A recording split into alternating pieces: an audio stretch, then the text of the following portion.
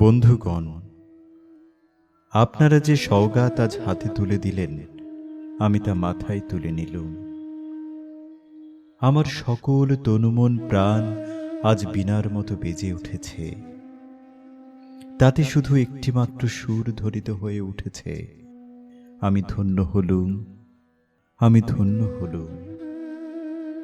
আমায় অভিনন্দিত আপনারা সেই দিনই করেছেন যেদিন আমার লেখা আপনাদের ভালো লেগেছে। বিংশ শতাব্দীর অসম্ভবের সম্ভাবনার যুগে আমি জন্মগ্রহণ করেছি। এরই অভিযান সেনাদলের তুর্যবাদকের একজন আমি, এই হোক আমার সবচেয়ে বড় পরিচয়। আমি এই দেশে, এই সমাজে জন্মেছি বলেই শুধু এই দেশেরই, এই সমাজেরই নই, আমি সকল দেশের, সকল মানুষের।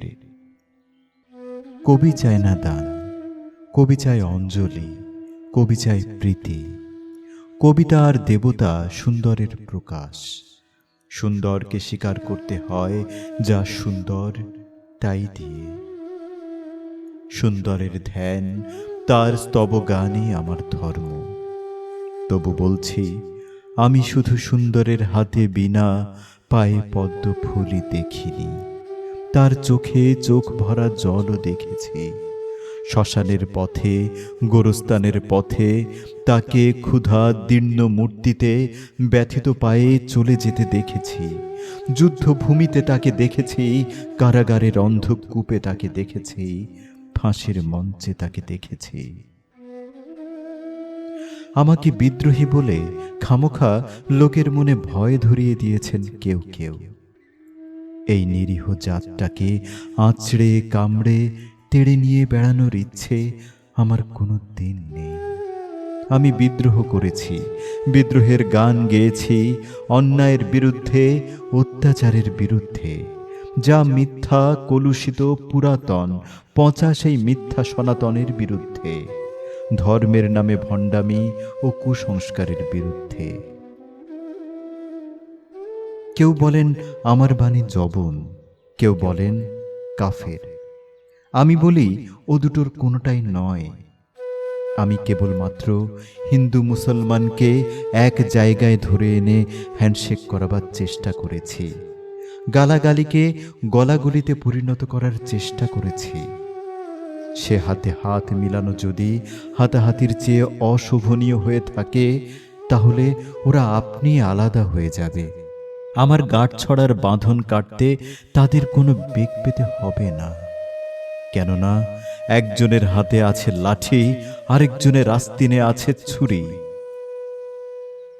হিন্দু মুসলমানে দিনরাত হানাহানি, জাতিতে জাতিতে বিদ্বেষ, যুদ্ধ, বিগ্রহ, মানুষের জীবনে একদিকে কঠোর দারিদ্র্য, ঋণ, অভাব, অন্যদিকে লোভী অসুরের যক্ষের ব্যাংকে কোটি কোটি টাকা পাষাণ স্তূপের মতো জমা হয়ে আছে। এই অসাম্য, এই ভেদ জ্ঞান দূর করতেই আমি এসেছিলাম। আমার কাব্যে, সঙ্গীতে, কর্মজীবনে অভেদ ও সুন্দর সাম্যকে প্রতিষ্ঠিত করেছিলাম। আমি যশ চাই না, খ্যাতি চাই না, প্রতিষ্ঠা চাই না, নেতৃত্ব চাই না। জীবন আমার যত দুঃখময় হোক, আনন্দের গান, বেদনার গান গেয়ে যাব আমি, দিয়ে যাব নিজেকে নিঃশেষ করে সকলের মাঝে বিলিয়ে। সকলের বাঁচার মাঝে থাকবো আমি বেঁচে। এই আমার ব্রত, এই আমার সাধনা, এই আমার তপস্যা। রবীন্দ্রনাথ আমায় প্রায় বলতেন, দেখ উন্মাদ, তোর জীবনে শেলির মতন, কিটসের মতো খুব বড় একটা ট্র্যাজেডি আছে, তুই প্রস্তুত হ। জীবনের সেই ট্র্যাজেডি দেখবার জন্য আমি কতদিন অকারণে অন্যের জীবনকে অশ্রুর বর্ষায় আচ্ছন্ন করে দিয়েছি, কিন্তু আমার জীবনে রয়ে গেল বিশুষ্ক মরুভূমির মতো দগ্ধ, মেঘের ঊর্ধ্বে শূন্যের মতো কেবল হাসি, কেবল গান, কেবল বিদ্রোহ। আমার বেশ মনে পড়ছে, একদিন আমার জীবনের মহা অনুভূতির কথা। আমার ছেলে মারা গেছে। আমার মন তীব্র পুত্র শোকে যখন ভেঙে পড়ছে, ঠিক সেই দিনই, সেই সময়ে আমার বাড়িতে হাসনুহেনা ফুটেছে। আমি প্রাণ ভরে সেই হাসনুহেনার গন্ধ উপভোগ করেছিলাম। আমার কাব্য, আমার গান, আমার জীবনের অভিজ্ঞতার মধ্য হতে জন্ম নিয়েছে। যদি কোনোদিন আপনাদের প্রেমের প্রবল টানে আমাকে আমার একাকিত্বের পরম শূন্য থেকে অসময়ে নেমে আসতে হয়, তাহলে সেদিন আমায় মনে করবেন না আমি সেই নজরুল অনেক দিন আগে মৃত্যুর খিড়কি দুয়ার দিয়ে পালিয়ে গেছে। মনে করবেন পুণ্যত্বের তৃষ্ণা নিয়ে যে একটি অশান্ত তরুণ এই ধরায় এসেছিল, অপূর্ণতার বেদনায় তারই বিগত আত্মা যেন স্বপ্নে আপনাদের মাঝে কেঁদে গেল। যদি আর বাঁশি না বাজে, আমি কবি বলে বলছি নে, আমি আপনাদের ভালোবাসা পেয়েছিলাম সেই অধিকারে বলছি। আমায় আপনারা ক্ষমা করবেন, আমায় ভুলে যাবেন। বিশ্বাস করুন, আমি কবি হতে আসিনি, আমি নেতা হতে আসিনি। আমি প্রেম দিতে এসেছিলাম, প্রেম পেতে এসেছিলাম।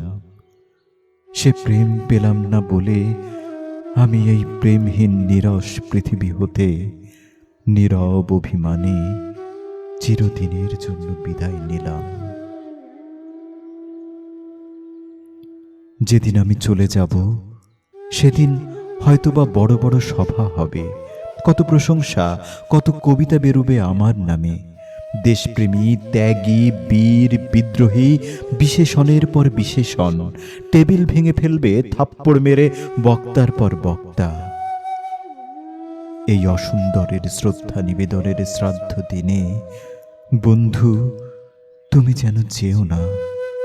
যদি পারো চুপটি করে বসে আমার অলিখিত জীবনের কোনো একটি কথা স্মরণ করো।